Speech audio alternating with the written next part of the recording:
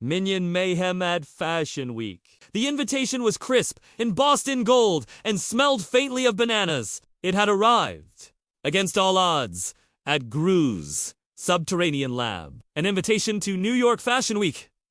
For the Minions, chaos erupted.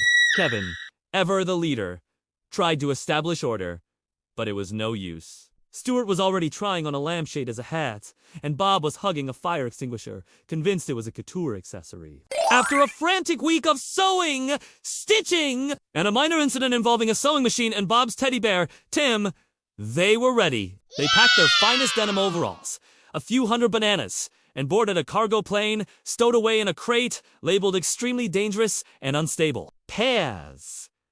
The arrival in New York City was explosive. The crate was accidentally dropped from the plane, parachuting down into the heart of Times Square. Tourists scattered as hundreds of little yellow creatures spilled out, babbling excitedly. Kevin, using a discarded hot dog bun as a megaphone, rallied the troops. They had a mission: find the fashion show.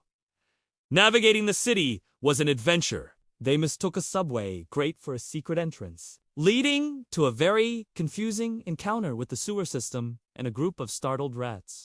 Stuart tried to pay for a taxi with a banana, which surprisingly almost worked. Finally, after a series of hilarious mishaps, they found the venue, a massive, gleaming building buzzing with energy.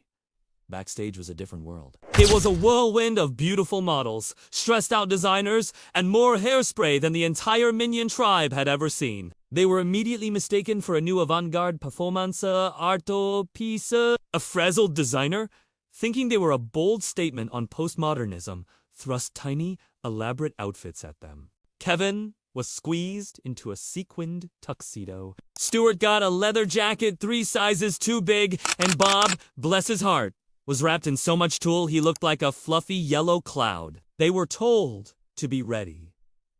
Their big moment was coming. But as they huddled together, a shadow fell over them. A tall, severe-looking woman with a sharp haircut and even sharper heels glared down. It was Anna Wintour. She wasn't smiling. She looked at the Minions, then at the frantic designer, and then back at the Minions. A long, terrifying silence hung in the air. The entire backstage area held its breath. Then, the corner of her mouth twitched. It was almost a smile. "Genius," she whispered. The designer nearly fainted with relief. The Minions, not understanding a word but sensing a shift in the atmosphere, all cheered. They were in. Suddenly, a screech echoed from the dressing rooms. It was the lead model, and she was having a meltdown. Her one-of-a-kind diamond-encrusted dress was gone. Panic spread like wildfire. The show was in 10 minutes. Without that dress, the finale was ruined. The designer was hyperventilating into a silk scarf. Kevin, seeing the chaos, knew what he had to do. He rallied the troops with a series of urgent babbles. Operation Find the Dress was a go! They split up, a tiny yellow search party in the labyrinth of backstage. Stuart, always the rebel, decided to investigate the catering table. Suspecting the dress might be hidden under a mountain of tiny sandwiches, he ended up in a fight with a very territorial lobster. Bob, meanwhile, followed a trail of glitter, thinking it was a clue. It led him straight to the makeup station, where he accidentally dipped his face in a pot of bright pink eyeshadow, making him look like a very surprised, very sparkly Cyclops. The situation was looking grim. The frantic search continued. Kevin, using his height advantage by standing on another Minion's head, scanned the room. He spotted something, a flash of sparkle near the emergency exit. He pointed, yelling, "Below! Below!" The Minions converged, a tiny yellow army on the move. There, tangled in a pile of discarded feather boas, was the culprit. A mischievous little poodle, the pet of one of the top influencers.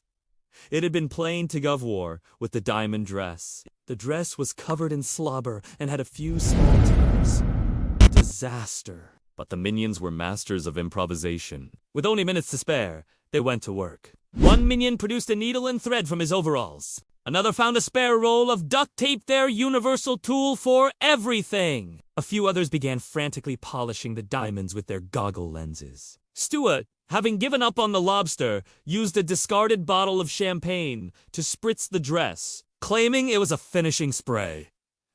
They worked with the focus and intensity of a team defusing a bomb. Stitches were made, tape was applied, and Bob, in a moment of pure genius, plucked a feather from a boa and artfully placed it over the biggest tear. The designer, who had been rocking back and forth in a corner, saw their work and his eyes widened. It wasn't perfect, but it was unique.